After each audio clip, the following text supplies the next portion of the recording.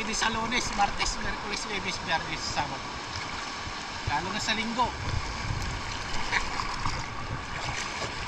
May kondisyon ako.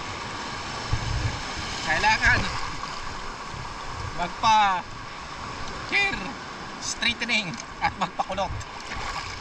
Kondisyon number 1 ko yun. Kondisyon number 2. Kailangan magpa-test ng STD.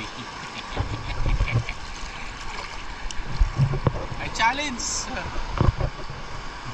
Basta hindi ako pwede ng Lunes, Martes, Miyerkules, Biyernes, Sabado. Plano lang sa linggo.